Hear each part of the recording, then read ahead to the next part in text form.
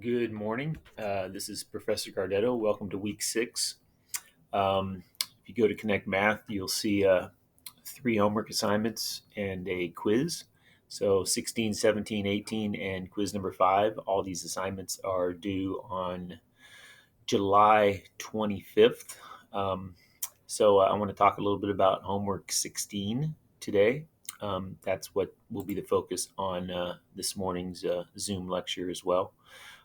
So let me go preview the assignment here. So what we're going to do here is we're going to talk about quadratic equations, and let me give you a little something to think about. Let's say I have two numbers. You don't know what they are. I'm going to put boxes, and when you I'll give you a little bit of a hint here. When you multiply these two numbers, so there's two numbers in these boxes, right? And when you multiply these two numbers, whatever numbers are in the box, you get a 6. When you multiply these two numbers, you get a 6. Can you, in fact, tell me what is in one of the boxes?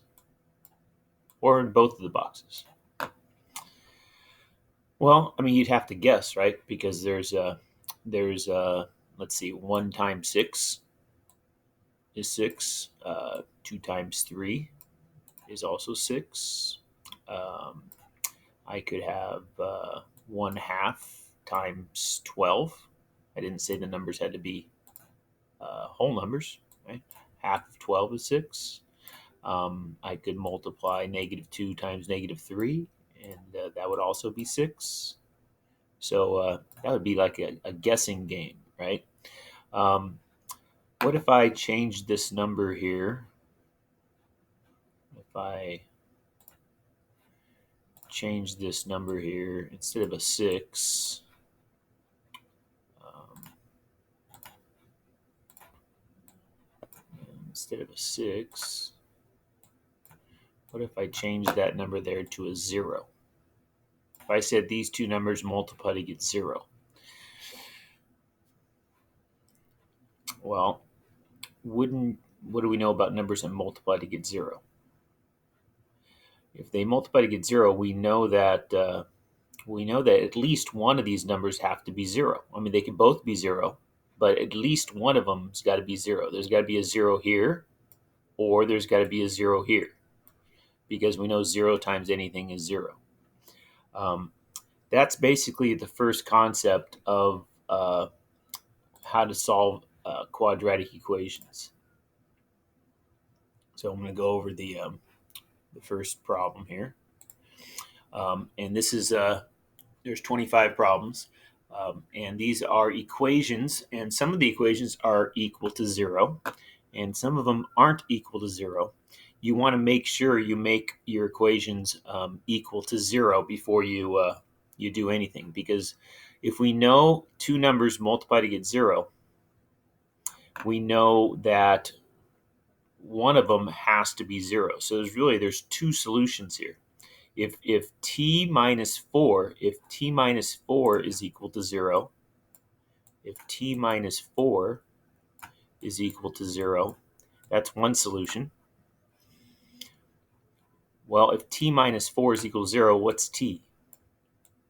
If we solve this for t, we just add 4 to both sides. So if t is equal to 4, think about it for a second. If t is equal to 4, this is equal to 0. If t is equal to 4, this is equal to 0. And 0 times what is 4? 4 minus 7 is -3. That doesn't really matter what that is, because 0 times anything is equal to 0. So that's one of our solutions. One of our solutions is t is equal to 4. The other solution is what's going to make this side equal to 0, t minus 7. If t minus 7 is equal to 0, well, if we solve this for t, this is equal to 7. So you actually put both answers in the solution set. Okay, there's two answers here. It's 4 and 7, and I think you'll have yeah, you'll have a little 2 boxes there separated by a comma. You put 4 in one box, you put 7 in the other box. Okay, and what I've just explained to you is something called the zero product property. I'll just say ZPP, zero product property, which basically says that if we have two numbers, x times y, and if those two numbers multiply to get 0, we know for a fact that x has got to equal 0, or we know y is equal to 0. So that's a really important concept because it's going to give us two answers. It's going to give us two answers because this side is equal to 0. Okay, so I want to extend it to another problem here.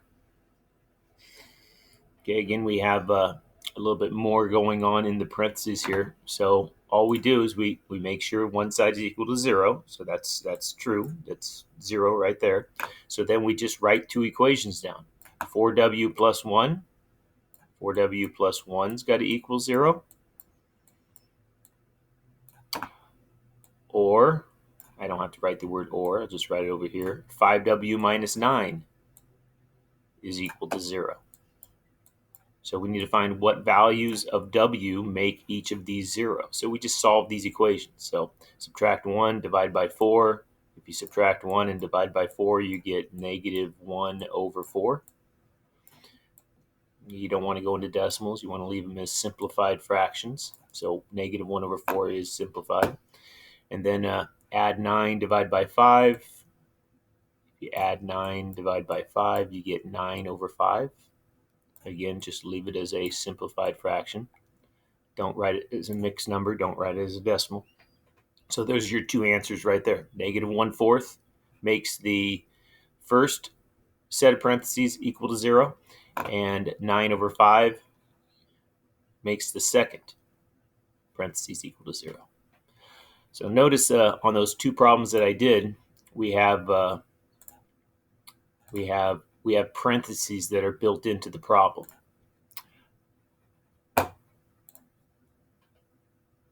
We don't. Okay, here's another one. Here's another one that has parentheses built into the problem, but there's an extra value outside the parentheses.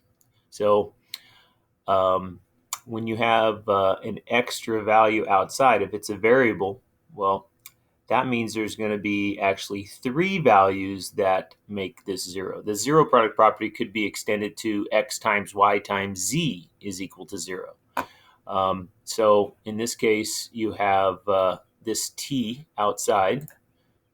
Well, if that t right there is equal to 0, then this whole thing is equal to 0.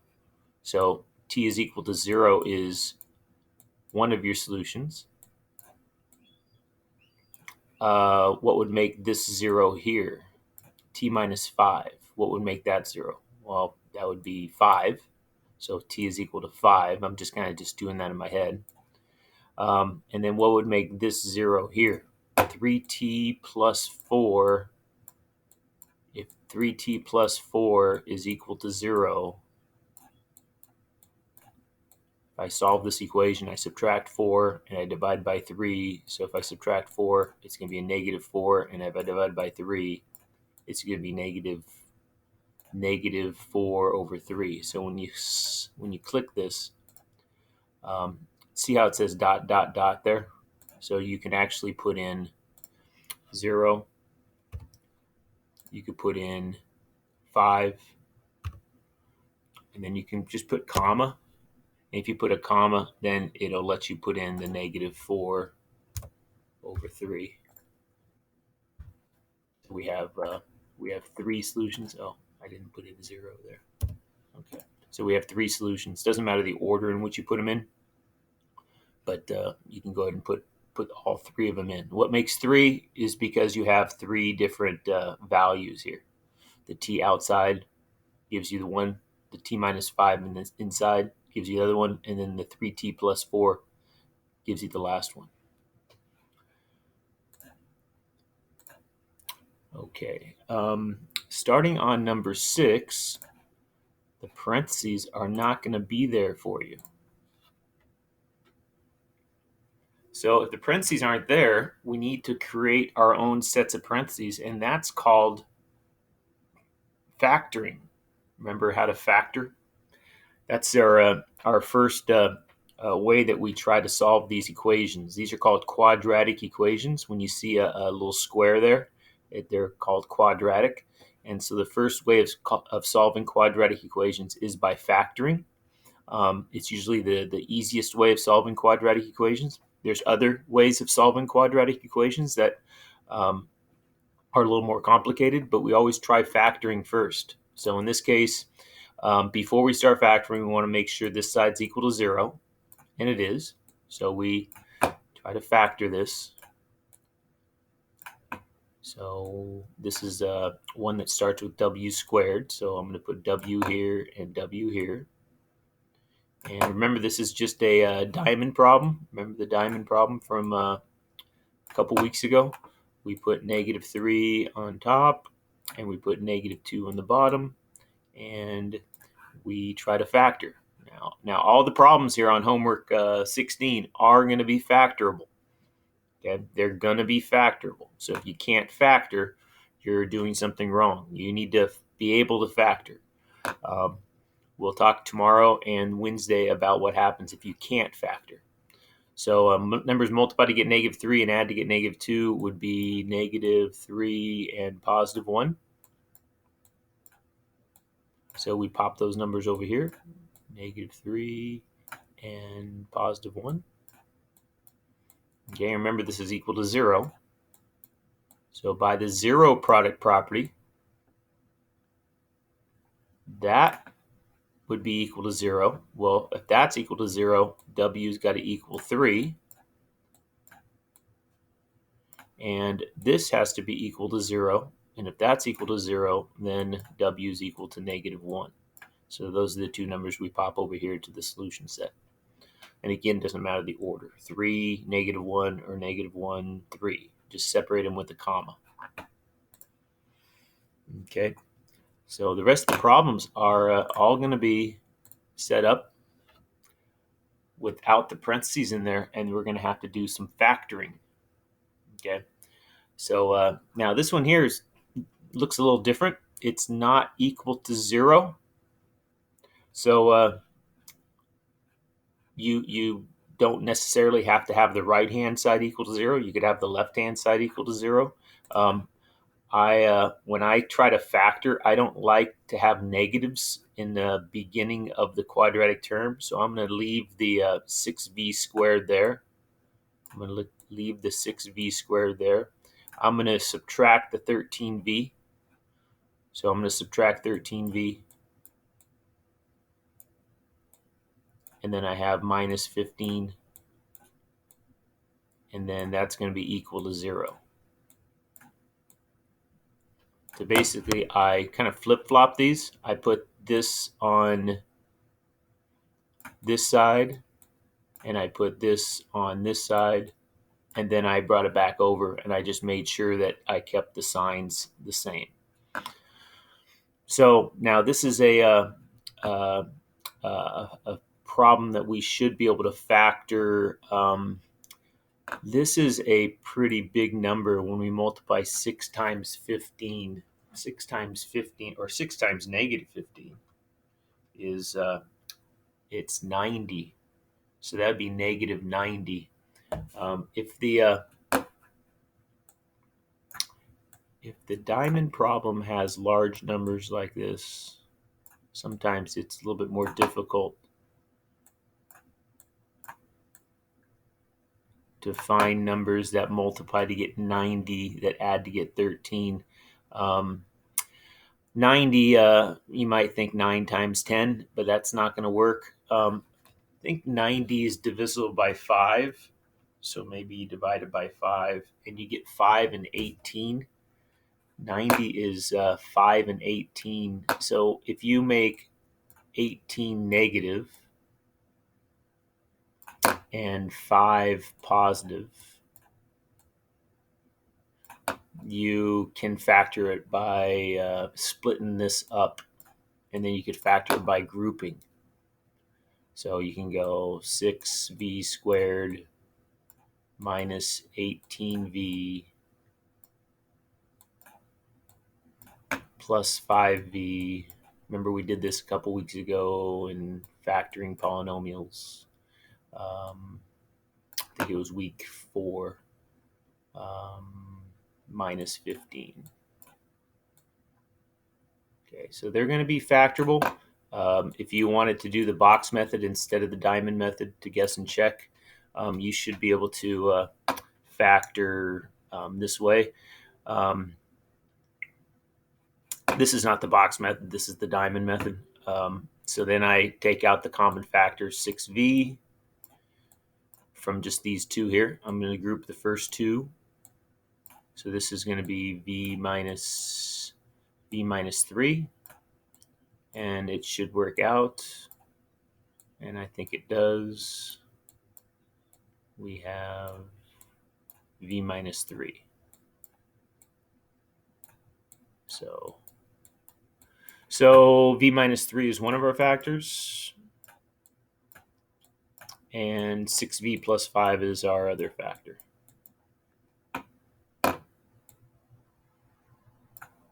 That's a 5 there. So we have, now we've factored it.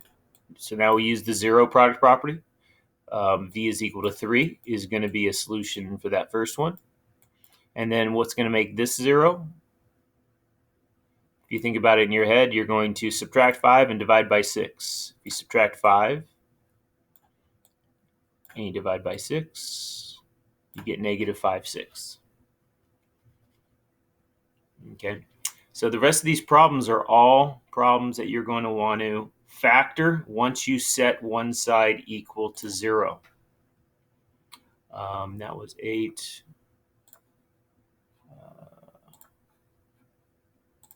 Let's see.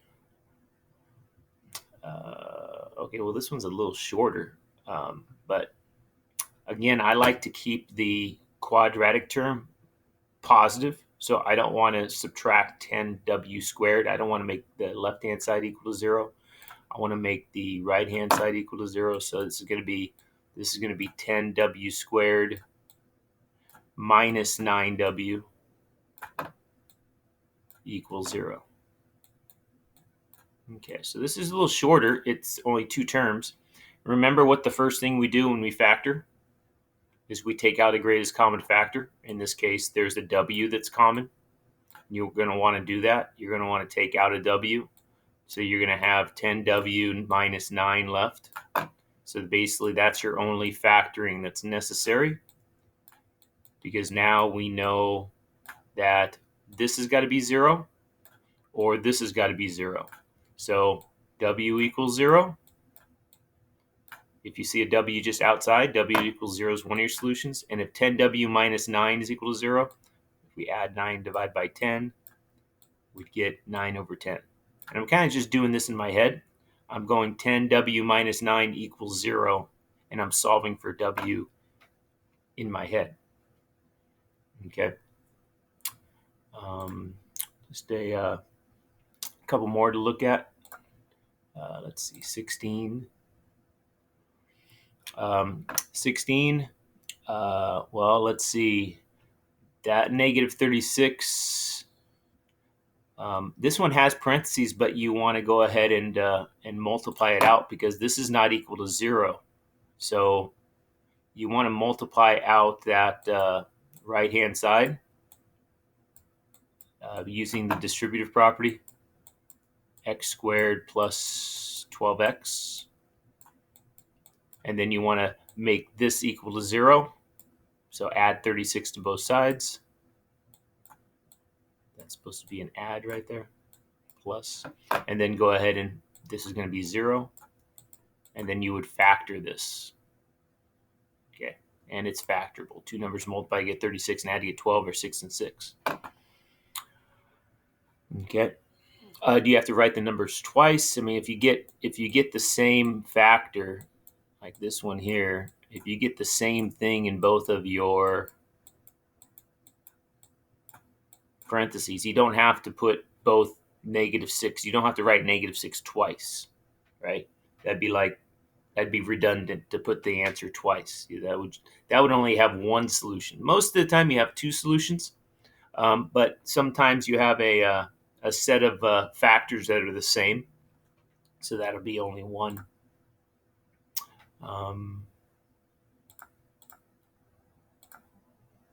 Okay, 16. I think the same thing's going to happen on 19. It's already equal to 0. If it's already equal to 0, and it's already factored. Well, this doesn't necessarily need to be multiplied out. The only reason I multiplied this one out here on 16, the only reason I multiplied this out is this wasn't equal to 0. So on 19, since it's equal to 0, it's just finding out what makes each of these 0. 1v outside, so definitely 0 is the solution. V plus 4, definitely -4 is the solution.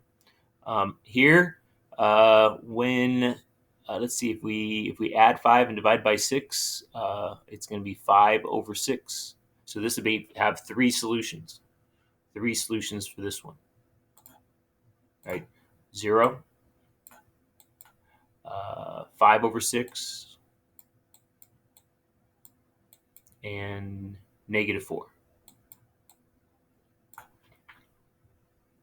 Okay. And then let's see, 22.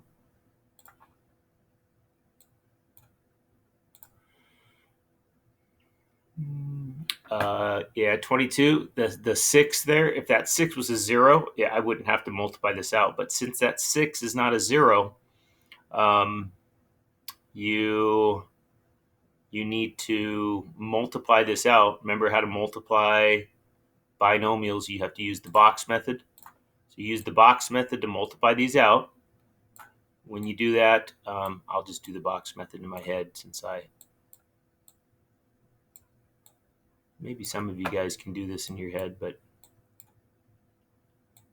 okay. So when you do the box method and combine them, it's going to be a -3u inside, and that's equal to 6. But that needs to be equal to 0. You need to make that 0. That's a really important number for this chapter. Okay. To solve quadratic equations by factoring, we need to make sure it's 0 on the right-hand side or on the left-hand side. And that way we can use the zero product property. And don't worry, all these problems are going to be factorable in homework 16. Subtract 6, see how we get -4. This is done on purpose so that we could factor. Multiplies to get -4, adds to get -3. Multiplies to get -4, adds to get -3. -4 and +1.